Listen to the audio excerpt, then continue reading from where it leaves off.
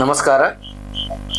ನಾನು Shri R M ರೇವಗಿ, ಹಿರಿಯ ವಕೀಲರು, ಮಾಜಿ ಅಧ್ಯಕ್ಷರು ರೋಣ ತಾಲೂಕು ನ್ಯಾಯವಾದಿಗಳ ಸಂಘ, ಅಧ್ಯಕ್ಷರು ಹುಲಿಗಮ್ಮದೇವಿ ಟ್ರಸ್ಟ್ ಕಮಿಟಿ ಹಾಗೂ SSK ಸಮಾಜದ ಧುರೀಣರು.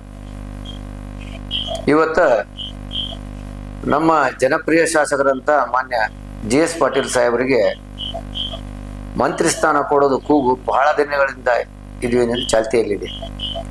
ಯಾಕೆ ಅವರಿಗೆ ಮಂತ್ರಿ ಸ್ಥಾನ ಕೊಡಬೇಕಂದ್ರೆ, ಸುಮಾರು 4 ಸಲ MLA ಆದಂಥ ಹಿರಿಯ ಮುತ್ಸದ್ದಿ ಹಾಗೂ ಪಕ್ಷ ನಿಷ್ಠೆಯ ಶಾಸಕರು, ಸುಮಾರು 40 ವರ್ಷಗಳಿಂದ ಕಾಂಗ್ರೆಸ್ ಪಕ್ಷದಲ್ಲಿ ಹಗಲಿರುಳು ದುಡಿದಿದ್ದಾರೆ ಮತ್ತು ಸಾಕಷ್ಟು ಹುದ್ದೆಗಳನ್ನು ಸಹ ಅವರು ಅಲಂಕರಿಸಿದ್ದಾರೆ.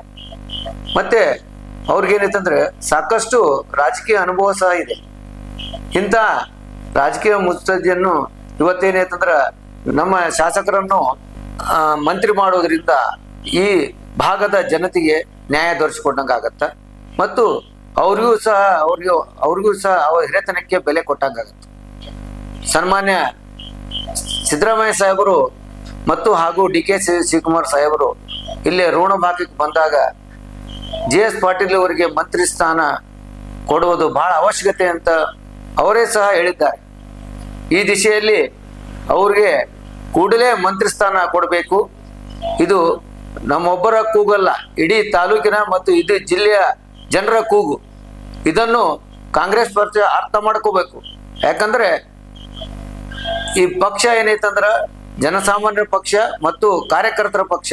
ಕಾರ್ಯಕರ್ತರ ಏನೈತಂದ್ರ ಅಹವಾಲನ್ನು ಪಕ್ಷದ ಹಿರಿಯರು ಆಲಿಸಬೇಕು.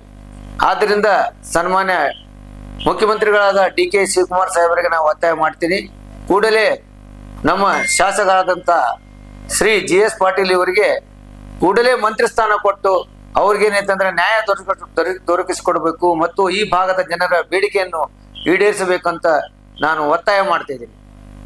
ಧನ್ಯವಾದಗಳು.